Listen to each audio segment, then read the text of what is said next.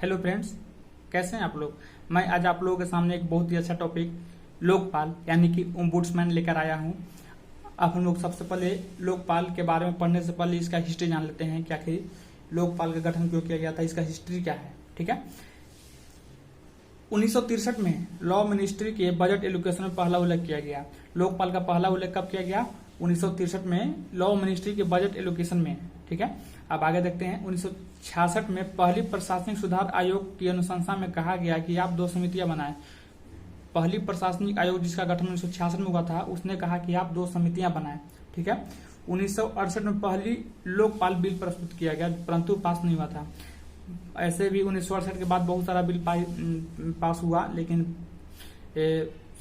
बहुत सारा बिल प्रस्तुत किया गया, लेकिन वो पास नहीं हो पाया। ये देखिए दोस्त, एक क्वेश्चन जो है 1968 में ये दरोगा का जो 22 दिसंबर 2019 को एग्जाम हुआ था पीटी का, उसमें एक क्वेश्चन पूछ चुका है कि पहली बार लोकपाल बिल कब प्रस्तुत किया गया। तो 1968 इसका आंसर है। ठीक है, अब आगे बढ़ते हैं। 2002 में एम.एन. वेंकटचलैया ने लोकपाल तथा लोकायुक्त की नियुक्ति की अनुशंसा की थी।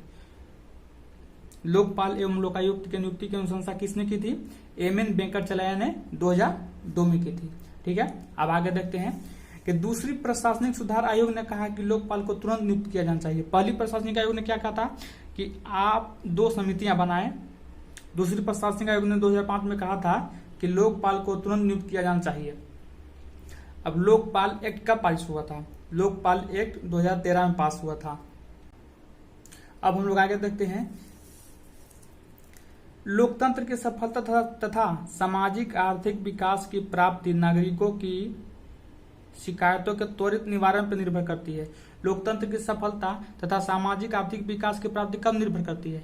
कि जब नागरिकों की शिकायतों का तुरंत निवारण हो, उसी पर निर्भर करती है। अब आगे देखते हैं। दुनिया में नागरिक शिकायतों के निवारण के लिए सबसे पुरानी संस्था, दुनिया में नागरिक शिकायतों के निवारण के लिए सबसे पुरानी लोकतांत्रिक स्कैंडिनेवियन देशों की संस्था ओम्बुड्समैन है। यानी कि सबसे पहले दुनिया में जो नागरिक शिकायतों का निवारण कहाँ हुआ था? स्कैंडिनेवियन देशों में, जिसमें आपका आता है स्वीडन, फिनलैंड, डेनमार्क वगैरह देश आता है। दोस्त, आप एक चीज और देख सकते हैं कि जितने भी सूचकांक जारी होता है उसमें आपका एक क्वेश्चन जरूर पूछता है कि जितने भी सूचकांक जारी होता है उसमें सबसे प्रथम स्थान पे आपका स्वीडन, फिनलैंड, डेनमार्क और यही सब नॉर्वे वगैरह देश आते हैं। अब आगे देखते हैं। ओम्बुड्समैन संस्था पहली बार स्वीडन में 1809 ईस्वी में गठित की गई थी। पहली बार ओम्बुड्समैन यानी कि लोकपाल को यहाँ पे स्वीडन में ओम्बुड्समैन कहा गया है। इसकी गठन कब हुआ था? 1809 ईस्वी में गठित की गई थी। उसके बाद स्वीडन के बाद फिनलैंड में गठन हुआ था, उसके बाद डेनमार्क और उसके बाद नॉर्वे में। अब हम लोग आगे बढ़ते हैं। ओम्बुड एक स्वीडिश शब्द है। ओम्बुड जो है एक स्वीडिश शब्द है जो एक ऐसे व्यक्ति की ओर इंगित करती है जो किसी अन्य व्यक्ति के प्रतिनिधि या प्रवक्ता के रूप में कार्य करती है। ओम्बुड्स क्या है? एक स्वीडिश शब्द है जो ऐसे व्यक्ति की ओर इंगित करती है जो किसी अन्य व्यक्ति के प्रतिनिधि या प्रवक्ता के रूप में कार्य करती है। अब आगे देखते हैं। स्वीडन का जो ओम्बुड्समैन है वह संसद द्वारा नियुक्त किया जाता है। स्वीडन का ओम्बुड्समैन यानी कि लोकपाल है जो संसद द्वारा नियुक्त किया जाता है, और कितने सालों के लिए? 4 सालों के लिए नियुक्त किया जाता है, और उसे हटाया भी संसद के द्वारा ही जाता है। और ओम्बुड्समैन क्या करता है स्वीडन का कि वार्षिक प्रतिवेदन अपना संसद को प्रस्तुत करता है। ठीक है, अब यहाँ पे दोस्त देखिए एक इम्पोर्टेंट फैक्ट है। ओम्बुड्समैन जो है विधायिका, कार्यपालिका तथा न्यायपालिका से आजाद होता है। ओम्बुड्समैन पूरी तरह से स्वतंत्र होता है। ठीक है, लेकिन हमारे इंडिया में क्या किया गया है कि ओम्बुड्समैन जो आपका सुप्रीम कोर्ट है, जो न्यायपालिका है, उसे ओम्बुड्समैन के दायरे में नहीं रखा गया है। यानी कि न्यायपालिका ओम्बुड्समैन के दायरे में नहीं आता है, लेकिन स्वीडन में संसद, कार्यपालिका तथा न्यायपालिका ओम्बुड्समैन से आजाद है। अब दोस्त हम लोग आगे बढ़ते हैं। न्यूजीलैंड पहला राष्ट्रकुल देश है जिसने 1962 में ओम्बुड्समैन प्रणाली को पार्लियामेंट कमिश्नर फॉर इन्वेस्टिगेशन के रूप में अपनाया था। एक देखिए यहाँ पे क्या है, सबसे पहले ओम्बुड्समैन की स्थापना कहाँ हुई थी? स्वीडन में 1809 में। लेकिन यहाँ पे क्या करा के राष्ट्रकुल देश जो कॉमनवेल्थ का देश है, ये क्वेश्चन आ सकता है कि कॉमनवेल्थ का देश कौन है? न्यूजीलैंड, जिसने 1962 में ओम्बुड्समैन प्रणाली को पार्लियामेंट्री कमिश्नर फॉर इन्वेस्टिगेशन के रूप में सर्वप्रथम अपनाया था। ठीक है, अब आगे देखते हैं। ब्रिटेन 1967 में पार्लियामेंट्री कमिश्नर फॉर एडमिनिस्ट्रेशन के रूप में अपनाया था। यहाँ पे क्या है? पार्लियामेंट्री कमिश्नर फॉर इन्वेस्टिगेशन के रूप में न्यूजीलैंड अपनाया था और पार्लियामेंट्री कमिश्नर फॉर एडमिनिस्ट्रेशन के रूप में ब्रिटेन अपनाया था। अब हम लोग यहाँ पे देखते हैं भारत में लोकपाल का इतिहास। अब हम लोग उसका भारत में देखने के लोकपाल का इतिहास क्या है। भारत में ओम्बुड्समैन को लोकपाल या लोकायुक्त कहा जाता है। भारत में ओम्बुड्समैन को क्या कहा जाता है? लोकपाल या लोकायुक्त कहा जाता है। ठीक है, लोकपाल की अवधारणा कहाँ से लिया गया है? मैंने बताया था कि 1809 ईस्वी में लोकपाल का स्थापना स्वीडन में हुआ था, इसलिए भारत लोकपाल की अवधारणा स्वीडन से लिया गया है। ठीक है, लोकपाल शब्द 1963 में एल.एम. सिंघवी द्वारा लोकपाल शब्द जो दिया गया 1963 में दिया गया, किसके द्वारा दिया गया? एल.एम. सिंघवी द्वारा। दोस्तों ये क्वेश्चन इंपोर्टेंट है, यहाँ से क्वेश्चन पूछा जा सकता है। ठीक है, अब हम लोग आगे देखते हैं कि लोकपाल का कई बार मांग किया गया परंतु पारित नहीं हो पाया था। हमने पीछे भी देखा था कि लोकपाल का विधेयक बहुत पाया था लेकिन कभी पारित नहीं हो पाया था। अंततः दिसंबर 2013 में एक व्यापक जन आंदोलन हुआ, जिसमें ये आंदोलन किसने किया था? आप लोगों को पता है कि आंदोलन 2013 में अन्ना हजारे ने किया था, जिसमें उनका सहयोग अरविंद केजरीवाल और किरण बेदी ने दिया था। तो उन्हीं के द्वारा जब उन्होंने ये आंदोलन किया तब उनके मांग को पूरा करते हुए लोकपाल एवं लोकायुक्त अधिनियम भारत की संसद ने पारित किया। जब आंदोलन किया उसके बाद पारित किया। शायद अगर आंदोलन नहीं होता तो ये शायद पारित होने की संभावना नहीं थी। अब हम लोग आगे देखते हैं। भारतीय प्रशासनिक सुधार आयोग 1966 से 70 की सिफारिश पर नागरिकों की समस्याओं के समाधान हेतु 2 विशेष प्राधिकारियों लोकपाल एवं लोकायुक्त की नियुक्ति की गई। किसके सिफारिश पे? भारतीय प्रशासनिक सुधार आयोग की सिफारिश पे लोकायुक्त एवं लोकपाल की नियुक्ति की गई। अब देखते हैं कि लोकपाल की स्थापना कब हुआ था। लोकपाल की स्थापना भारत में पूर्ण रूप से 19 मार्च 1919 ईस्वी को हुई थी। किसके तर्ज पे हुआ था? स्कैंडिनेवियाई देशों के institute of ombudsman and New Zealand के पार्लियामेंट्री कमिश्नर फॉर एडमिनिस्ट्रेशन के तर्ज पे भारत में लोकपाल की स्थापना की गई। लोकपाल मंत्रियों, केंद्र तथा राज्य स्तर के सचिवों की शिकायतों को देखता है। लोकपाल मंत्री केंद्र और राज्य स्तर के जो भी सचिव लोग हैं उनकी शिकायत को देखता है। इसके बारे में थोड़ा सा और आगे हम लोग बढ़ते हैं।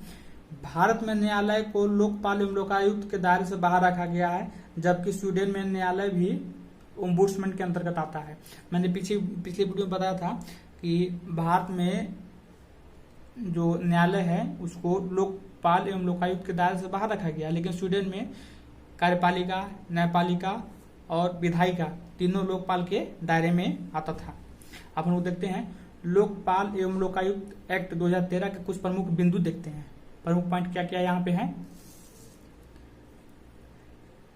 केंद्र में लोकपाल और राज्य में लोकायुक्त, यानी कि जो लोकपाल का नियुक्ति किया जाता है वो केंद्र में किया जाता है और राज्यों में किसकी नियुक्ति होती है? लोकायुक्त। दोनों वही है, बस नाम में थोड़ा सा चेंजिंग है। जो राज्य का जो ओम्बुड्समैन रहेगा उसे लोकायुक्त कहेंगे और जो केंद्र का ओम्बुड्समैन रहेगा उसे लोकपाल कहेंगे। ठीक है, अब आगे देखते हैं कि लोकपाल के क्षेत्राधिकार के अंतर्गत प्रधानमंत्री आते हैं, लेकिन कुछ तथ्यों को छोड़कर। किसको छोड़कर? रक्षा, विदेशी मामले, परमाणु ऊर्जा, आंतरिक सुरक्षा और कानून व्यवस्था के मुद्दों पर इन सबों को लोकपाल के दायरे से बाहर रखा गया। इन सबों के अलावा भारत के प्रधानमंत्री लोकपाल के दायरे में आएंगे, लेकिन ये सबको छोड़कर। इसके अलावा मंत्रीगण, संसद और ABCD श्रेणी के जो अफसर लोग हैं, ABCD श्रेणी के अफसर लोग ये लोकपाल एवं लोकायुक्त के दायरे में आएंगे। अब आगे देखते हैं कि लोकपाल के सदस्यों की संख्या कितनी होती है। लोकपाल में सदस्यों की संख्या 1 + 4 + 4 यानी कि 9 होती है, इक्वल टू 9 होती है, जिसमें एक अध्यक्ष है, 4 न्यायिक सदस्य होते हैं और 4 गैर न्यायिक सदस्य। यानी कि जो न्यायिक सदस्य हैं वही, यानी कि न्यायिक सदस्य करने का मतलब है जो न्यायालय से जुड़े हुए हैं वो न्यायिक सदस्य रहेंगे, और 4 गैर न्यायिक सदस्य, यानी कि 50% न्यायिक सदस्य और 50% गैर न्यायिक सदस्य। अब आगे देखते हैं। 50% सदस्यों में SC, ST, OBC, अल्पसंख्यक तथा स्त्रियां होंगी। यहाँ पे क्या है कि 50% जो सदस्य हैं उसमें SC, ST, OBC, अल्पसंख्यक तथा स्त्रियों को शामिल किया गया है। अब हम लोग देखते हैं कि लोकपाल के चयन समिति में कौन कौन शामिल होता है। लोकपाल के चयन समिति में कौन कौन रहता है? सबसे पहले भारत के प्रधानमंत्री, उसके बाद लोकसभा अध्यक्ष, लोकसभा के विपक्ष के नेता, यानी कि लोकपाल के चयन समिति में लोकसभा के विपक्ष के नेता को भी शामिल किया गया है। और चौथा है भारत के मुख्य न्यायाधीश तथा उनके द्वारा नामित सर्वोच्च न्यायालय के कार्यरत न्यायाधीश। अगर भारत के मुख्य न्यायाधीश अगर इसमें आते हैं तो ठीक है, अगर नहीं आते हैं तो उनके द्वारा नामित सर्वोच्च न्यायालय के कार्यरत जो न्यायाधीश है उनको चयन समिति में रखा जाता है। अब 5वां पॉइंट देखिए क्या है। कोई प्रतिष्ठित न्यायवेत्ता जो राष्ट्रपति द्वारा चयन समिति के 4 सदस्यों की अनुशंसा पर नामित होता है। 5वां व्यक्ति जो है चयन समिति, जो 4 चयन समिति है ना, उनके सदस्यों की अनुशंसा पर जो नामित होता है राष्ट्रपति द्वारा, वही इसमें 5वां व्यक्ति रहेगा। ठीक है। अब हम लोग देखेंगे कि लोकपाल का योग्यता क्या होना चाहिए, यानी कि किसी व्यक्ति को लोकपाल बनने के लिए उसकी योग्यता क्या होना चाहिए। सर्वोच्च न्यायालय का मुख्य न्यायाधीश, पहला योग्यता है कि सर्वोच्च न्यायालय का मुख्य न्यायाधीश हो या न्यायाधीश रहा हो। सर्वोच्च न्यायालय का मुख्य न्यायाधीश अगर नहीं है, सर्वोच्च न्यायालय का न्यायाधीश रहा है तो बनेगा। दूसरा, निरपराध और सत्यनिष्ठा। निरपराध यानी कि वो निरपराध हो, यानी कोई अपराध नहीं किया हो, और सत्यनिष्ठा, सत्यनिष्ठा मतलब कहने का यहाँ पे मतलब है कि वो सत्यनिष्ठा यानी कि पूरी ईमानदारी के साथ, यानी कि कहने का मतलब है कि वह सत्यनिष्ठा का मतलब यहाँ पे होता है कि वह अपना पद का दुरुपयोग न करे, वह अपना पद का दुरुपयोग न करे, तथा साथ ही साथ भ्रष्टाचार विरोधी नीति, समाज, सार्वजनिक प्रशासन, सतर्कता, बीमा और बैंकिंग, कानून और प्रबंधन जैसे मामलों में कम से कम 25 वर्ष का अनुभव और ज्ञान हो। देखिए, लोकपाल बनने के लिए बहुत इसमें पॉइंट दिया हुआ है। पहला पॉइंट है कि मुख्य न्यायाधीश या न्यायाधीश हो, निरपराध हो, और उसके साथ ही साथ निरपराध हो, सत्यनिष्ठा हो, उसके साथ ही साथ भ्रष्टाचार विरोधी नीति, सार्वजनिक सतर्कता, बीमा, बैंकिंग, कानून और प्रबंधन जैसे मामलों में कम से कम 25 वर्ष का अनुभव हो। ठीक है। अब तीसरा पॉइंट क्या है, लोकपाल बनने के लिए कम से कम 45 वर्ष की आयु का हो। लोकपाल बनने के लिए जिस तरह से किसी व्यक्ति को राष्ट्रपति बनने के लिए उसका उम्र कम से कम 35 वर्ष होना चाहिए, उसी तरह लोकपाल बनने के लिए उसका उम्र कम से कम 45 वर्ष अवश्य होना चाहिए। अब लोकपाल का हम लोग कार्यकाल देख लेते हैं कि लोकपाल का कार्यकाल क्या होता है। लोकपाल का कार्यकाल आपको होता है 5 वर्ष या 70 वर्ष की आयु तक। यहाँ पे 65 नहीं है, 5 वर्ष या 70 वर्ष की आयु तक लोकपाल अपना काम कर सकता है। ठीक है। अब आगे बढ़ते हैं। लोकपाल का कार्य और अधिकार क्या है। लोकपाल का कार्य और अधिकार हम लोग देख लेते हैं कि लोकपाल स्वतंत्र और निष्पक्ष का प्रदर्शन करेंगे, यानी कि वे स्वतंत्र और निष्पक्ष का प्रदर्शन करेंगे। उनकी जांच और कार्यवाही जो होनी चाहिए गुप्त रूप से होगी। वो जो अगर लोकपाल जांच करते हैं या कोई कार्यवाही करते हैं तो गुप्त रूप से करेंगे। तीसरा, उनकी नियुक्ति जहां तक संभव हो गैर राजनीतिक होगी। उनकी नियुक्ति के संबंध में कोई राजनीतिक नहीं होगी, यानी कि उनकी नियुक्ति गैर राजनीतिक होगी। उनका स्तर देश के उच्चतम एवं न्यायिक पदाधिकारियों के समान होगा। यानी कि ये कहने का मतलब नहीं कि अगर लोकपाल बन गया तो छोटा मोटा पद है। लोकपाल देश का उच्चतम, राष्ट्रपति से बड़ा नहीं कह सकते हैं, लेकिन फिर भी उच्चतम पद है, वो सर्वश्रेष्ठ पद है उनका। यहाँ पे लिखा है कि उनका स्तर देश के उच्चतम एवं न्यायिक पदाधिकारियों के समान होगा। आगे, उनकी कार्यवाही में न्यायालय दखल अंदाजी नहीं करेगा। अगर लोकपाल कोई अपना काम करता है तो उनकी कार्यवाही में न्यायालय जो है, सुप्रीम कोर्ट हो, वो दखल अंदाजी नहीं करेगा। ठीक है। क्षेत्र में व्यक्त अन्याय, भ्रष्टाचार व पक्षपात से संबंधित मामलों को देखेंगे। लोकपाल में क्या क्या मामलों को देखेंगे? क्षेत्र में अगर अन्याय हो रहा है, अगर भ्रष्टाचार हो रहा है या किसी के द्वारा पक्षपात किया जा रहा है तो इससे संबंधित मामले को कौन देखेंगे? हमारे लोकपाल देखेंगे। ठीक है, अब आगे बढ़ते हैं हम लोग। अब हम लोग यहाँ पे देखेंगे कि लोकपाल और लोकायुक्त एक्ट 2013 की कमी क्या क्या है, इसमें डिमेरिट क्या क्या है। तो पहला डिमेरिट है, किसी सरकारी कर्मचारी के खिलाफ लोकपाल स्वतः संज्ञान लेते हुए कोई कार्रवाई शुरू नहीं कर सकता। ये देखिए यहीं पे लोकपाल को फंसा दिया गया है कि लोकपाल किसी सरकारी कर्मचारी के खिलाफ स्वतः संज्ञान लेते हुए कोई कार्रवाई शुरू नहीं कर सकता है। अब आगे बढ़ते हैं। गलत या फर्जी शिकायत करने में कड़े दंड का प्रावधान। अगर किसी के विरुद्ध अगर गलत या फर्जी शिकायत करते हैं, अगर आप सही भी शिकायत कर रहे हैं, आपने अगर सही शिकायत की है, पता चला कि वो जो जिसके खिलाफ आपने शिकायत की है वो सही पाया गया, ठीक है, आपको पता है कि वो गलत है लेकिन उसने अपने आप को सही साबित कर दिया गया, तो यहाँ पे क्या है, आपके खिलाफ कड़े दंड का प्रावधान किया गया है। तो क्या यहाँ पे कोई देश का नागरिक शिकायत करेगा किसी के खिलाफ? नहीं भैया, अगर शिकायत करते हैं तो हम ही फंस जाएंगे, तो कोई फायदा है नहीं। ठीक है, अब यहाँ पे क्या है, अनाम शिकायत की अनुमति नहीं। अगर आप किसी के खिलाफ अगर शिकायत करते हैं तो आपको अपना नाम देना है, यानी कि यहाँ पे आपको फंसने का 110% चांस है।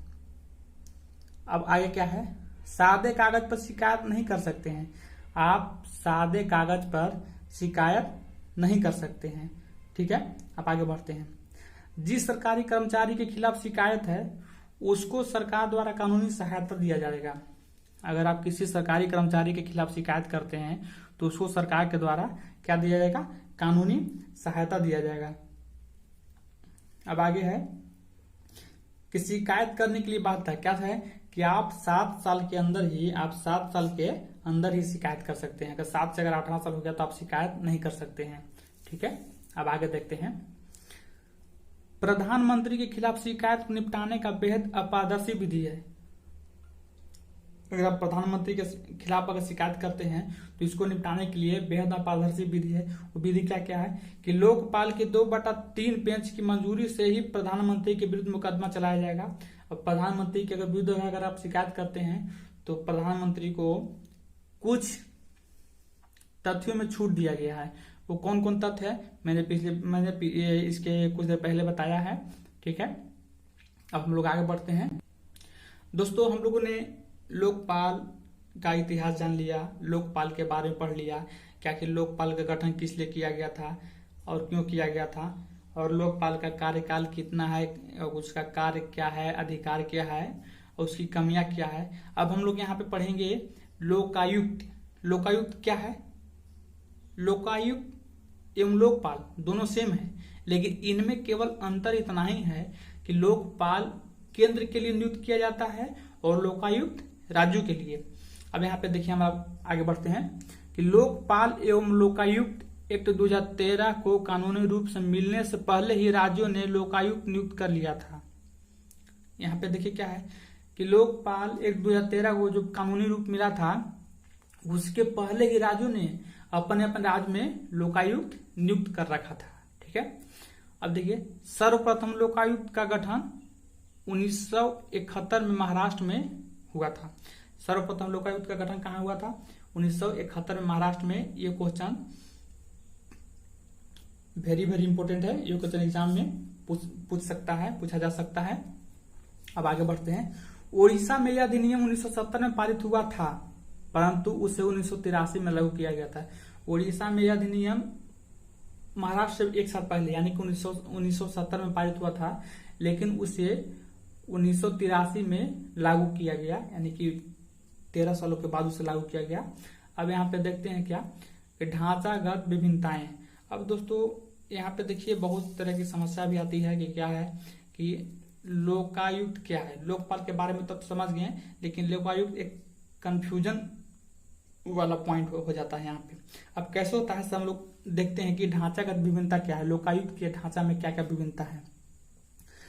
सभी राज्यों में लोकायुक्त का ढांचा समान नहीं है। सभी राज्य में लोकायुक्त का ढांचा समान नहीं। क्यों?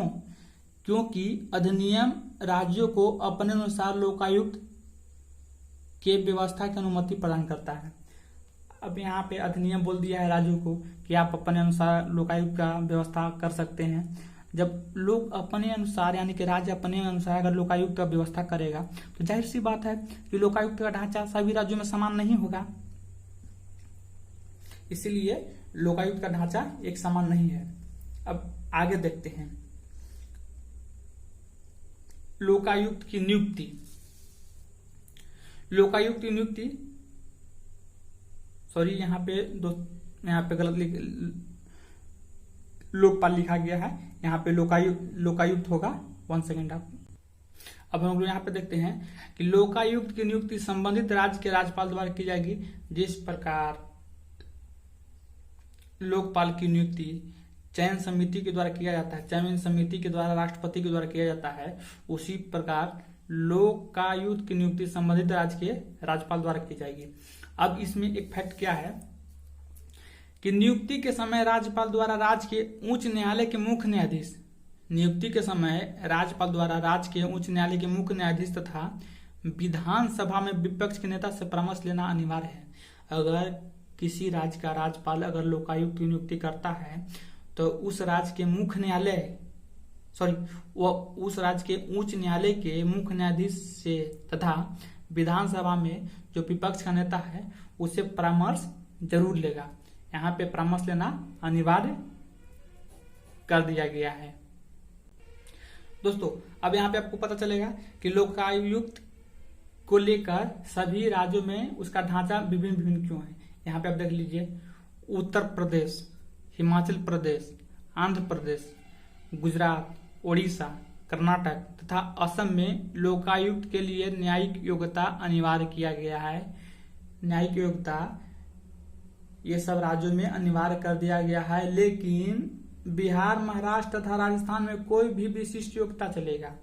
ये नहीं है कि उसमें न्यायिक योग्यता होना चाहिए, कोई भी विशिष्ट योग्यता लोकायुक्त होने के लिए बिहार, महाराष्ट्र और राजस्थान में कोई भी विशिष्ट योग्यता चलेगा। अब आप इन दोनों में कंपेयर कर सकते हैं, इसी कारण उसमें ढांचागत विभिन्नता पाई जाती है।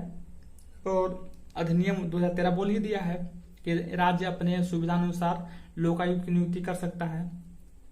अब यहाँ पे हम लोग देखेंगे लोकायुक्त का कार्यकाल। लोकायुक्त का कार्यकाल 5 वर्ष या 65 वर्ष की आयु तक होगा। लोकायुक्त का कार्यकाल कितने वर्ष का होगा?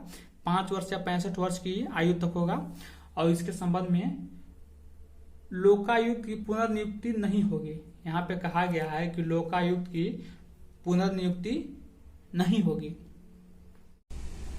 दोस्तों ये टॉपिक एग्जाम की दृष्टि से बहुत ही महत्वपूर्ण है, इसलिए आप इस टॉपिक को अच्छे से पढ़ लें, क्योंकि आने वाले समय में इस टॉपिक से एक न एक क्वेश्चन जरूर पूछा जाएगा।